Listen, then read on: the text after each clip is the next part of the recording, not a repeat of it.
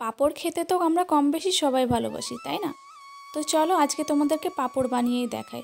তো আমরা তো প্রায়শই পাঁপড় খেয়েই থাকি, যেগুলো দোকানে বিক্রি হয়। তো সেগুলো কত নোংরা জায়গায় শুকানো হয় সেটা তোমরা হয়তো জানো, যে রেল লাইনের ধারে, রাস্তার ধারে, তো সেই জায়গাগুলো কতটা নোংরা। তো তোমরা বাড়িতে এইভাবে খুব কম উপকরণ দিয়ে তো এটা তোমরা বাড়িতে প্রায়ই বানাতে পারো, আর পরিষ্কার পরিচ্ছন্ন জায়গায় এটা শুকোতে পারো।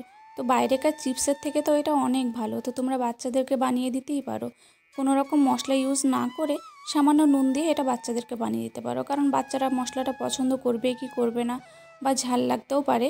হ্যালো গাইস, কেমন আছো তোমরা সবাই? আশা করি ভালো আছো। যারা আমার নতুন বন্ধু হলে তারা আমার পাশে থেকো, সাবস্ক্রাইব করো, রেসিপিটি দেখতে থেকো পুরোটা।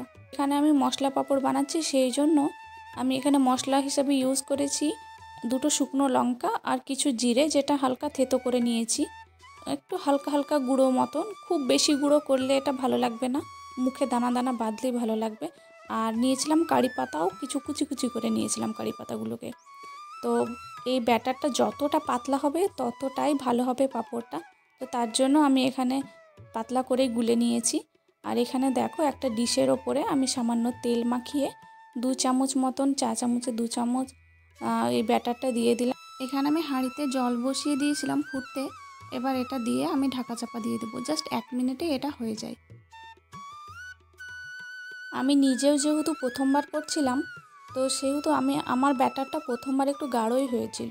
তারপর এটা বানাতে বানাতে আমি বুঝলাম যে এটা যতটা পাতলা হবে না ব্যাটারটা, পাঁপড়গুলো ততটাই ভালো হবে, আর এটা হাত দিয়ে তোলাটা সুবিধা হবে বেশি। তো এইভাবে আমি একের পর এক পাঁপড়গুলো সব বানিয়ে নিলাম। এটা করা অনেকটাই সহজ, কিন্তু আমি এত বেশি ব্যাটার গুলে ফেলেছিলাম যে একদিন আমি পুরোটা কমপ্লিট করতে পারিনি। এরপর আমি দেখো রোদে শুকোতে দিয়েছি, 2-4টে থালে আমি এইরকমভাবে শুকাতে দিয়েছি। এবার শুকনো হওয়ার পরে চলো ভেজে দেখায় কেমনভাবে ফুলছে। তেলটা গরম হয়ে গেলে এটা দেবে, আর দেওয়ার সঙ্গে সঙ্গে দেখো কত বড় বড় হয়ে যাচ্ছে পুরো পাঁপড়গুলো।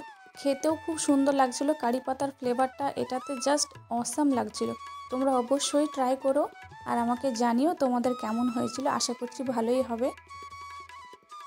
তো তোমরা যারা আমার নতুন ফ্রেন্ডস আছো তারা আমার চ্যানেলটিকে সাবস্ক্রাইব করে দিও, আর রেসিপিটি যদি তোমার এতটুকুও ভালো লেগে থাকে তো ফ্রেন্ডস ফ্যামিলির সঙ্গে শেয়ার করো, আর ভিডিওটি লাইক দিতে ভুলো না, আর শেয়ার করো, পাশে থেকো, সাপোর্ট করো। Thank you.